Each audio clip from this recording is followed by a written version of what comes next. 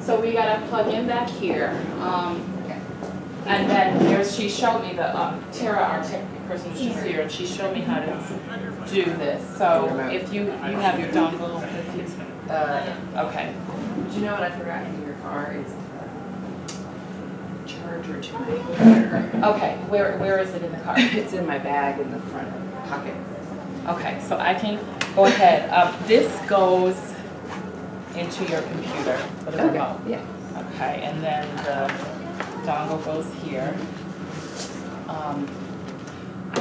I forgot to ask you this earlier with the relationship part. Yeah. Like, especially after watching that thing.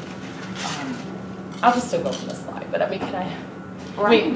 I mean, I know I can go from, but I want you to add on to it because I just feel like, Oh yeah. just like how critical. And which are relationships like community, like whoever you're working with, getting to know them, getting to right. Okay. Right. I just. Hello. Hi. How are you? Hi, Lavana. I'm Matt. Nice to meet you, Nice to Matt. meet you. And you're here from where? Put School, Honolulu, Hawaii. Oh my goodness. Yeah. How I'd like to swap schools with you right now. I'm sure. And what is your role there? I'm actually a counselor with the PUEO program, the summer outreach program. Oh, nice. But during the regular year, I'm a elementary school counselor, public school. Okay, great. All right, well, welcome to Cleveland. Thank you. Great city. Yeah, well, what do you think is about our weather here? Well, it's beautiful today. Yeah, I know, Yesterday. that's sunshine, Yeah. right? We can Yeah. take it, yeah. Probably move these over here on the back. I'm a big LeBron James. Oh, you are? Well, see, then you're in the right place. Yeah. I mean, we're all about LeBron. Yeah, the first thing I checked was if the Cavaliers were in town, but unfortunately they're on the road. Right, and in fact, they just came from a West Coast road trip. They had about 5 games, you know, that way. My kids love the Cavs, so they are always following every move they make. You guys get to attend any games live? You know what? We have not, and we used to. It's so funny when LeBron came back, it changed everything. Oh, He used to be able to sure. get seats. Now people, I mean, it's really hard to get them now since he's here. So maybe someday we'll get to another one. We'll see. All right, so good time to go down and get it. Let me grab Thank my you. jacket. So I just turned the smart station on here. You just the what? Smart. I turned the monitor on. Is this the thing? Oh, this is different. Where's the remote? Okay, it came on. Hi, welcome. Thank you. Orange usually means. If you press it, let's just see what happens. Tara's out there, so I can grab her. Okay. This looks there's no remote. Hi, I'm Lavana, by the way. Hi, Stephanie. Nice to meet you, Nice to Stephanie. meet you, And too. where you here from?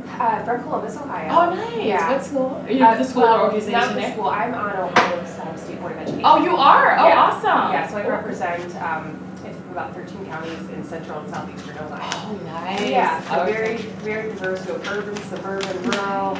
Yes. Okay, well, welcome. Yeah, this is Kristen. She and I are the presenters for today. Okay, are so you we're both just from Ohio or where are you from? Oh, well, I teach here at Oh, you Halfway teach- Round, okay, yes, okay. and then Kristen is here from Savannah. Savannah, my favorite. I mean, they're heartbeat. Right. All right, you want to put these out, Yeah. which is more important, That- with the car. the car. Okay. All right, let me grab a jacket. Thank you. In your front, in the front pocket of your, if I don't see it, I'm bringing the bag. Well, yeah, it's the big white Mac charger.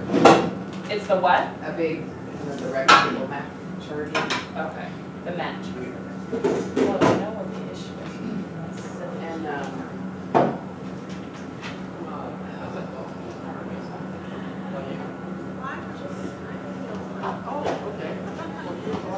And I had mine, I didn't bring mine. Mine probably wouldn't fit yours. I've got it. it's old at this point. Yeah, okay.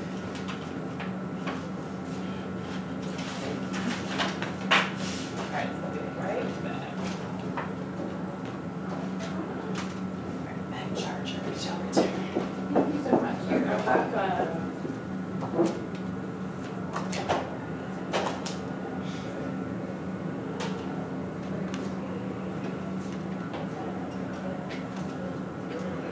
I'm working on starting a charter school in Savannah, so Oh, really? move there with another position. Well, I'm not a teacher. It's okay, we don't need you to certified. Well, I don't know that I even know anything about that. I don't know that I'd be a good teacher. What's the education system like in Georgia and Siena? It's deplorable. Or Our county is worse than the state. And ours is worse than Atlanta. Really? Yeah. And so we're, we bounce around 47, 48 in the country, and then we are the worst in the state, so. Yeah. We don't have very much money. We have a beautiful history. There's not too much infrastructure there, or like big. Right. Yeah, I suppose there's not. And there's still the continuation of white flight. So we're 52% African American, but our schools are like 85% African American. The white kids go to the private schools. So the wealth discrimination within the public school system is incredibly segregated. Yeah, and that's our focus of our charter schools to help think about using place-based education. Could we actually create a model of, and Georgia allows now for us to do preferential lottery based on socioeconomic status, so we can hold seats. Because a lot of the charter schools quickly become very elitist and separatist in their own right. Really? Well, because who's thinking about where to put your kids in the fall, in February, when enrollment is due, if you were, worried about paying the bills this month. So as soon as you get like, oh, this is a great school in a really bad district, then it fills up with the families who are paying attention to education, and then they're full by the time. Yeah. So you really have to have a commitment from your charter school, because it takes work, right? If I have a wait list, I don't have to do any admission work. But if you really want to commit to diversity, you do. Interesting. Yeah. Okay, I can't figure out how to get that screen.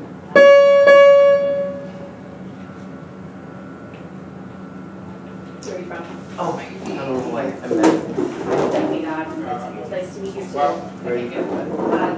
Ohio, Columbus. Oh. It's about Not good. 2.5 hours. I can't figure out how to get the overhead check. Are you enjoying this weather? Now. Yeah, now it's not too Yeah, bad. when we first came in Thursday, it was a little gloomy. Yeah.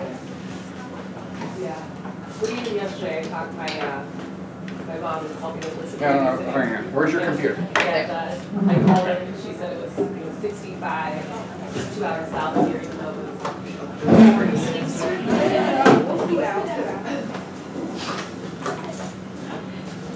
Here, don't stop messing with that. Okay. I really don't Ohio State more than education. Yeah, so There's that remote, but I don't see another. Oh,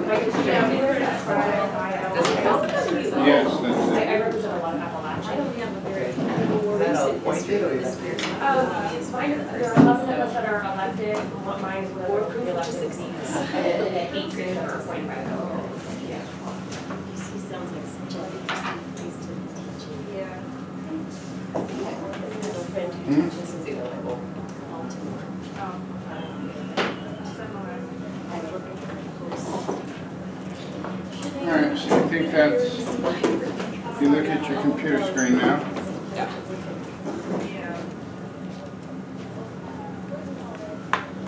There it is. Yep. Great. Thank you so much. You are recording, right? Does this remote go? They recorded our session yesterday. So. Any ideas about the remote? It's plugged into my computer. Okay. Is there usually There's sync. on switch? Charles Dayboards go outside Baltimore. Oh, it's okay. How about you? I'm Ohio, I'm from Columbus. Oh, okay. I serve on Ohio State Board. Hey, my Oh, are you? Yeah. Got your introduction. Just sweating. And I'm Tori. Here. We're starting to try to recruit board members to do professional development. So for me, I was actually having, I was wondering if you were one of the.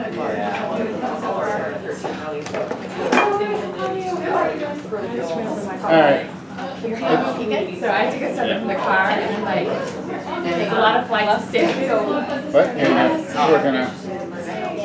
There you go.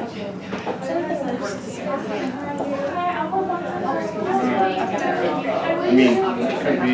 I just turned it on. So You are? You know what I mean? Yeah. I know, it seems faint, but I just turned it on.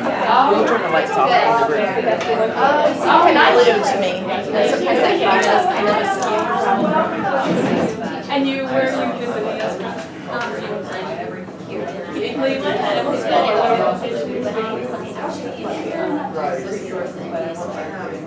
Oh, you are? Oh, yes, you were in Yale? Yeah. Oh, okay. Somewhere else. That's fine.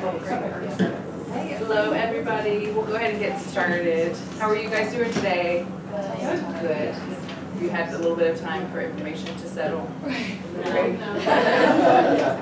I'm Kristen Clardy. I'm the Executive Director of the Novus Project, and I'll tell you about Novus in a moment. Yes, hi everyone. I'm Lavana Carpenter, and I teach here at Hathaway Brown. I'm a primary school Spanish teacher and also one of our diversity coordinators. And I had the opportunity to participate with Novus last summer. Welcome. Here to respond. That's fine.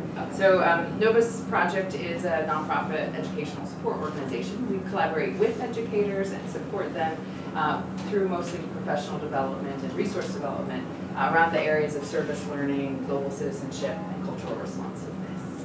And we will hear a little bit about how our work came to be. So Novus initiated with the creation of the Novus Global Action Model. And this is a project-based service learning model, and the goal was, is it possible to do international service without international travel for students, recognizing how global our world is and the limitations that often come with actually going overseas. And then also some of the ethical issues that come with the amount that we pay for a plane ticket could, support 25 families for a year, and thinking about some of those dynamics. And so you work through these 4 different action steps with students, and we found that this work worked really well in private schools that had a very strong social justice framework and that were really comfortable talking about all the uncomfortable things that are inherently a part of looking at human rights and injustices around the world. And we also started to recognize that so many, particularly independent schools, did a lot of work internationally because it was easier to learn about someone or talk about race or injustices in other countries than to talk about it here at home. To go across town to another part of the of our city, that these were things that we were avoiding doing. And so we kind of put a pause button because when the project was done in schools that didn't have a social justice framework, they often would reinforce stereotypes, would have negative consequences. So we said we need something else, some other tools for educators to help them prepare for doing this work. So we held a think tank, and in that think tank we had educators from K through higher ed, we had academics, researchers from a number of different fields, as well as community partners, all at the table thinking about what are the dynamics that are going on here. And so we developed the Novus Big Ideas, and we'll go through each of the 5 of them in a moment. But the function of the Big Ideas is a framework. So when I get in my classroom into a sticky situation, or I'm in the middle of a service project, and students are feeling incredibly helpless about how big the problem is, or 2 students are in a debate about, well, they're poor because they don't work hard, how do I start? Where are my entry points for that conversation? And the Big Ideas are designed as entry points for hitting that conversation. And they are designed for K through 12, and most likely in your younger ages, you might only be looking at 1 or 2 of them, and then as you're kind of scaffolding and building up. The Big Ideas include history, power, relationships, global citizenship, and cultural responsiveness. And we're going to go through each of these. So the first one is history. And Novus defines history as a collection of various analysis and imaginative interpretations of the human experience that seeks to explain how society has changed over time. And I particularly want to draw your attention to the idea of imaginative interpretations, right? That history is not stagnant, and that it really is different from different perspectives, and that when we teach there's certain facts that are potentially undisputable, but the experience or the social experience that is underlying history is fluid. Just in the way that our experiences today are fluid. All of us are going to take something different away from this. Like Donald Trump's campaign. Yes. So, and collective identity becomes a really important element of that. So in understanding history, we need to recognize that depending on the framework that I have and the history of my different identities that I belong to will inform how I experience the present and how I understand historical context, right? So I'm a middle-class white female, like 95% Irish descent, and specifically Catholic, Irish Catholic. And so there's a very particular framework that I have. I also grew up in the South, in the southern part of the United States, but my parents were Yankees, so there's also this other kind of, I have these insider-outsider relationships with all the different things that inform my identity, and therefore I see the world in different ways. And bringing students awareness of that is really critical. I see you taking pictures. All of this is on our website. You're welcome to take photos, but it's all on our website too.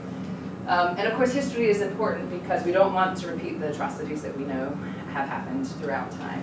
And it's particularly important for us to consider how history has been very often one-sided. And then where are the voices of today, and how are we bringing in our voice, our story, and who has the power to tell their story in thinking about understanding of history moving forward, and that history is living. Okay, next one. All right, so we're going to take a look now at power. And power as a social force is the degree of impact of a person, an institution, or a system in relation to others' beliefs, behaviors, or values. And power is not necessarily only defined as power over. It's also the capacity to act or to prevent an action, and that's more power with or power within. And power has often been defined as something that one does, not something that one has. So we're going to talk a little bit about a type of power, if you will, which is privilege. I know oftentimes in diversity work we'll hear the terms together, power and privilege, and we're going to talk about a little bit about what privilege is. And basically privilege is unearned power, and it operates on personal, interpersonal, cultural, and institutional levels, and gives preferential treatment to one individual or group while withholding it from another. And characteristically, power, privilege specifically, is invisible to those who have it. And privileges are unearned assets granted to dominant groups, whether they're desired or not. So we're going to move on. So critical. Relationships. So you're going to hear more about this as we move through the presentation, but relationships are absolutely critical. So the first part is listening.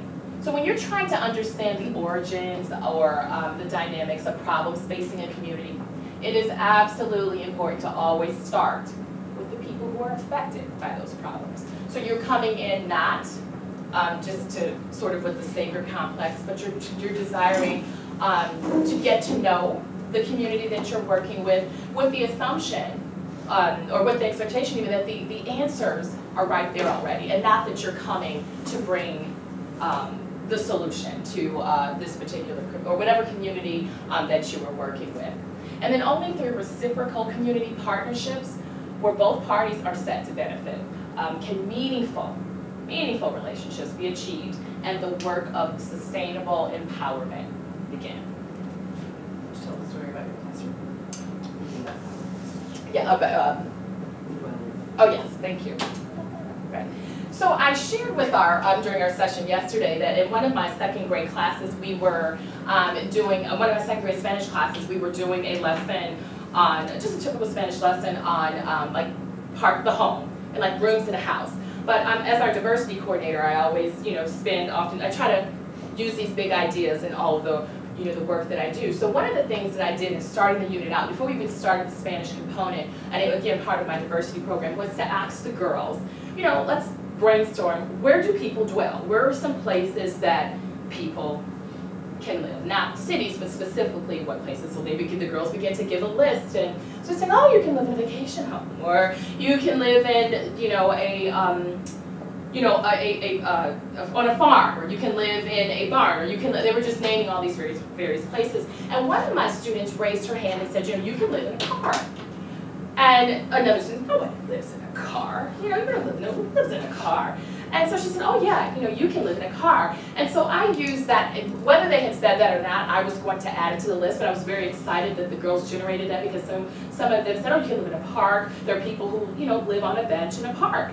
And so we talked about that rather than just kind of taking the list and then moving on. We talked about specifically with a park or living in a car, is that something that someone would choose? Is that a place where someone would choose to live? So in Cleveland, Ohio, like in the middle of the winter, would you think that a family would say, let's live in our car? And it was interesting, one student raised her hand and she goes, well, they should have planned better. If they had purchased it, they should have purchased a home first and then a car. And then they could live in the home and not the car. It's like, okay.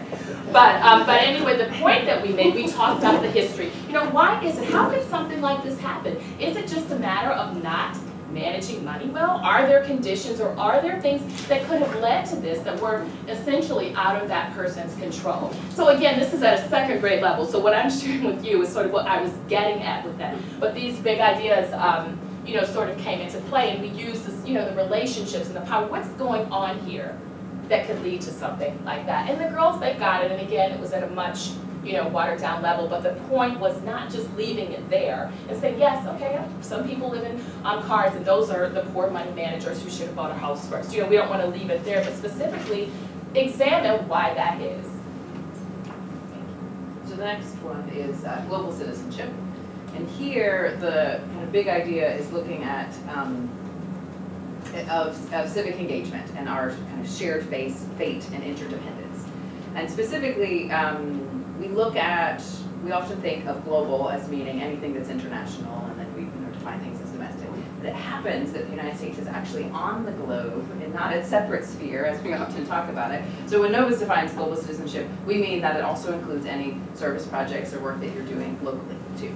And there is an incredible interconnection of different experiences that are happening here in our communities that are globally related, but be it through trade or be it through refugees that might be in your community, or at all different types of levels of how you can point to the layers of our interconnectedness. and service learning is still very much the language that we use in education. It's still the popular framework, the buzzword that needs to be on your website to increase enrollment. However, at Novus, we really push against the idea of this of service as this word, because it already kind of implies a power imbalance, right? That I'm here to serve you.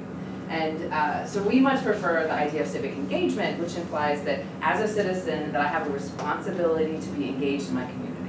And that I don't do service work so that I get my resume boosters for college entry and et cetera, but I do it because I feel like I belong to something and that I want a piece of, and that I have power. It's building the ideas of democracy that we've gotten away from. So civic engagement is the language that we prefer to use. However, if I said that, I don't know that I would get as many people here as if I said service learning in my title, right? Because that's still the thing that draws us. So civic engagement is the critical piece, and then the secondary pieces are this understanding of our shared fate and our social responsibility under that engagement. And then cultural responsiveness is the last big idea. And here is where we're looking for developing a respect for cultural differences, particularly being able to listen to other people without judgment. That's the short version, right? How do I listen to other people without withholding judgment? And that is an active, disciplined process that you have to be engaged with all the time. You can't presume that, oh, I've got that down, right? You're actively thinking about what biases are lifting up in my head as I'm listening to this, and why are they there, and is there any place for them to be there? And ultimately, we're looking for students to develop the ability to have a respect for everyone, and to develop the skills to analytically process conflicting sets of values at the same time. So we don't expect everyone to understand what the cultural differences are of someone else, but to be able to hold a space where that's possible. During the year I teach college and ethics, and we look, for many years we've been looking at same-sex marriage.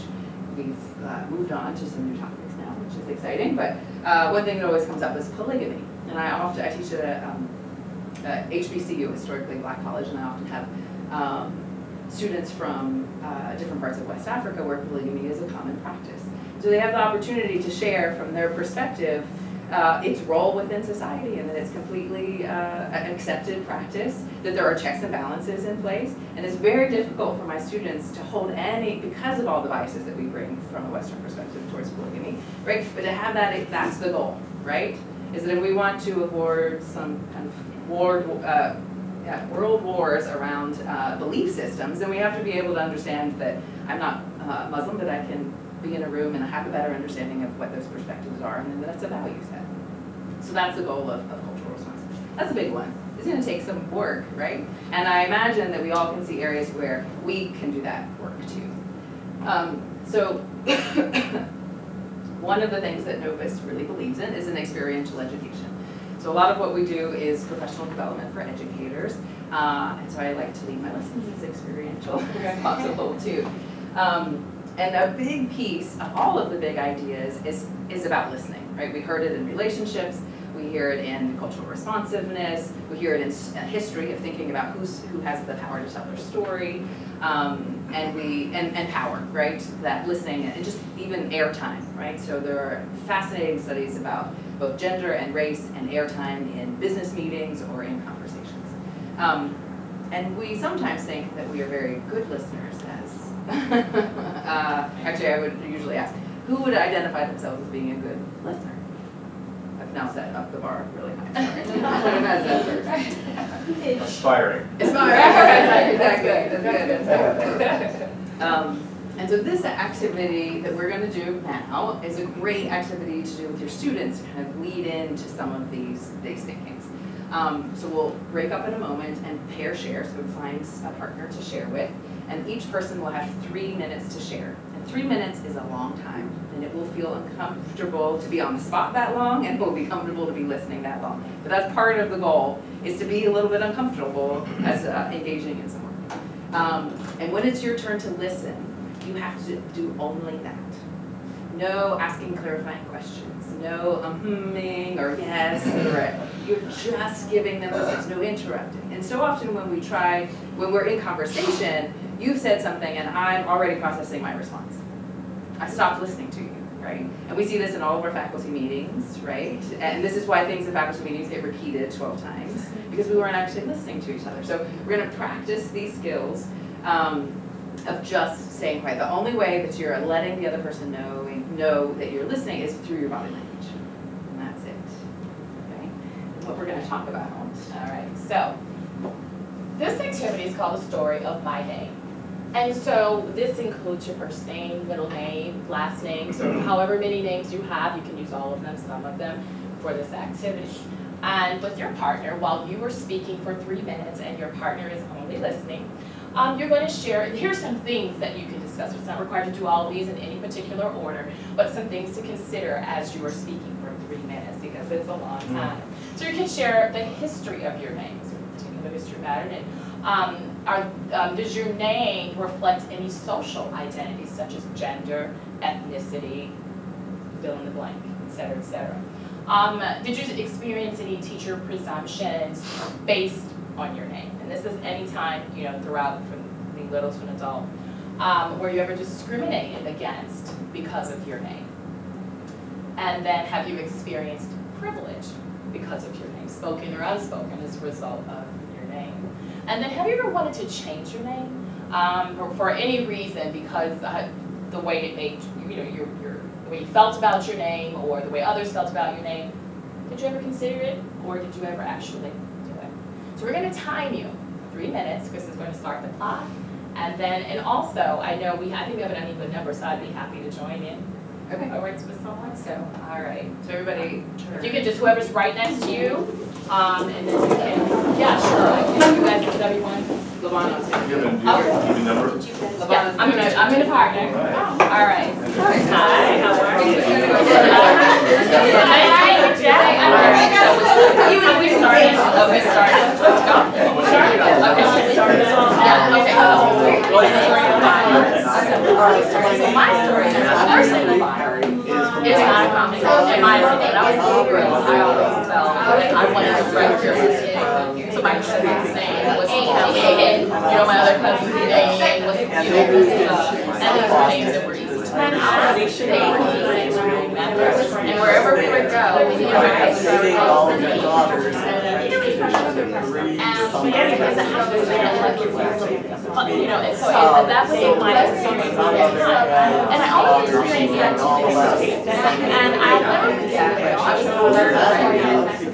And the first time like I was there, like every time the teachers would go, you know, I always knew when they got to my last name started with D, so it always was at the beginning. And so usually one of the first things to call it. So I just remember that she's going through it, and she goes, look, I mean, she's funny, like you would watch it, like 200 characters and your letters in it, and she's and then she's like, and it's like, you know, so I'm looking around, people know it's me, the kids, but she doesn't, so they're all looking at me like, say something, you know, and it was just, I was nervous, so I said, and she goes, okay, so don't do that, and then she moves on, and so I sat down, she was reading that, and then she kept going, and from that point forward, she continued to miss me. So then the kids were like, it was, I guess the bigger thing, but it's even more. Sometimes I remember asking my sister, thank you, my first ever, you know, so I had a lot of things about my name. And at the end of the year, towards the end, my family teacher said to me, she hears my parents talking, and she was saying minutes. It shouldn't even pronounce and I don't understand the penny is something that they should do.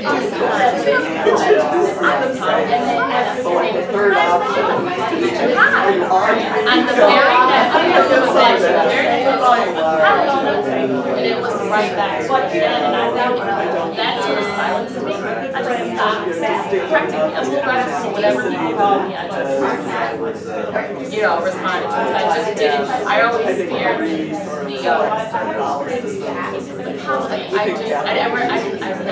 I just didn't even want to, because I felt like I'd be trying to have my little voice, like I correct, like I used to feel like after the second time, I thought, you know, perhaps this would be my day, she would read down my day, she's so hard, and I just, I don't know, so I was at a complex, I really didn't have a name, I mean, I have to say, I'm just but okay, that's our time,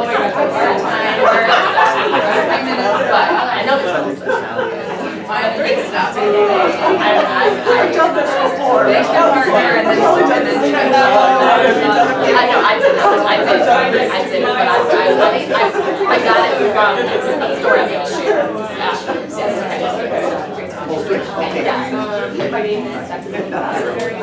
Yeah, thanks.